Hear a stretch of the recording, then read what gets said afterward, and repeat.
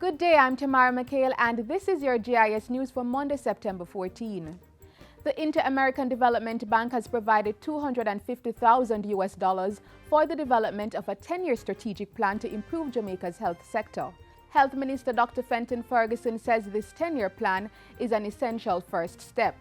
We believe that 10 years is the minimum time that we should be looking now in developing this blueprint, this roadmap for health.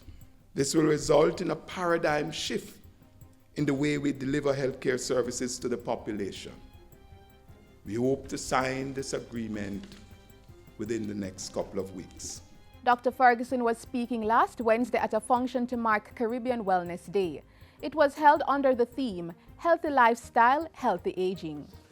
National Security Minister Peter Bunting says a number of measures are being implemented to rid the Jamaica Constabulary Force JCF of rogue cops. The minister's remarks come amid reports that members of the force are committing crimes. While it has been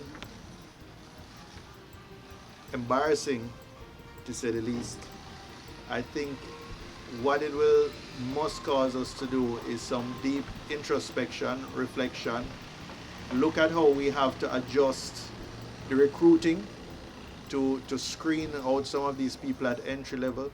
Look at how we have to have ongoing vetting, and also we have to improve on the supervision.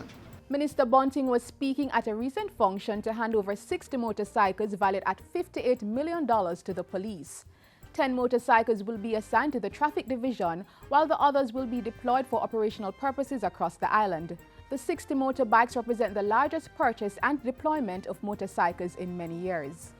Meanwhile, Cabinet has approved a contract valued at $771,000 to buy additional equipment for the police. Under the contract, American firm Armor Express will provide 1,500 ballistic vests, 1,000 ballistic helmets, and 500 helmet shields.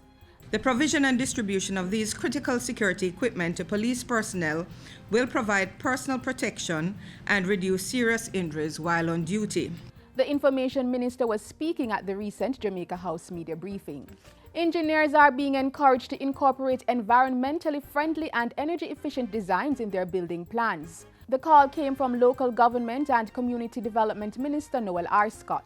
In this time of severe drought and water lockups, I'm sure you engineers will find it very important in the design and work to look at how you are going to incorporate water retention or water storage capacity within buildings. Minister R. Scott was speaking at the recent launch of Engineers Week, being observed from September 20 to 27. The theme for the week is Engineering for Human and Social Development.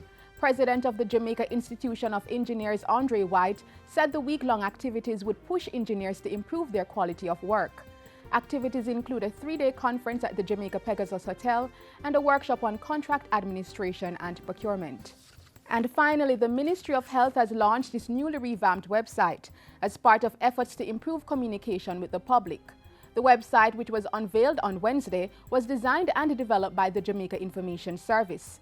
Health Minister Dr. Fenton Ferguson says the website moh.gov.jm will help to diversify the ministry's methods of communicating with the public. These are the new ways to communicate in this digital age, especially with our young generation.